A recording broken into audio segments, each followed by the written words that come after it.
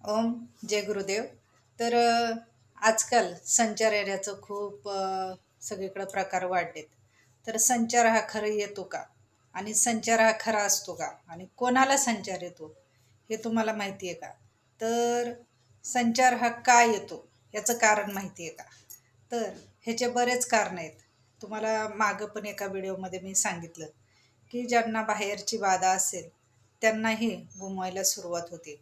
जेव्हा मंदिरात जातात किंवा कुठं काय वाद्य ऐकतात, देवीचं कुठं जागरण गोंधळ किंवा देवीचं कुठलं कार्यक्रम असेल, त्या ठिकाणी ज्या वेळेला वाद्य वाजायला सुरुवात होती त्यावेळेला गुमवायला सुरुवात होती.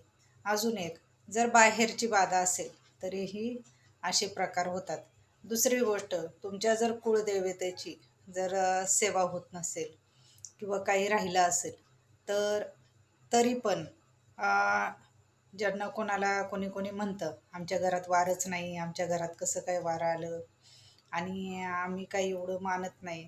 तर त्या देवांना जर तुमच्याकडनं सेवा करून घ्यायची असेल त्यावेळेला पण अशी गुमवायला सुरुवात होती. अजून एक, आता बरंच काय मी ह्या छोट्याशा व्हिडिओमध्ये मी सांगते. तर आणखीन एक, की जर ज्यांना पितृदोष आहे त्या लोकांनाही गुमवायला सुरुवात होती. मग तुम्ही म्हणाल कोणालाही गुमवतं का? तर एखाद्या व्यक्तीवर काहीतरी अशी एक अदृश्य देवतांची शक्ती असते. आणि खरंच सिक्स सेन्स म्हणतात.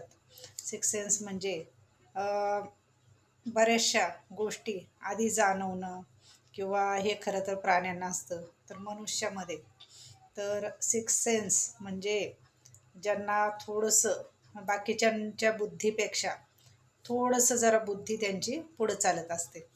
तर अशा व्यक्तींना ह्या गोष्टी जाणवत असतात.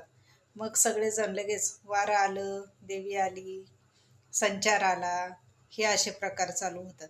तर शक्यतो एकच आहे की सहजासहजी देव असे पटकन कोणाला येत नाही. तुमच्या ज्या काही गोष्टी राहिलेल्या असतील किंवा काही तुमच्याकडनं जे काही म्हणतात ना, करून घ्यायचं असेल, भक्ती म्हणा किंवा पित्रांचं म्हणा किंवा कुठलंही, ते एक त्याचा तो प्रकार आहे असा की घुमवण्याचा.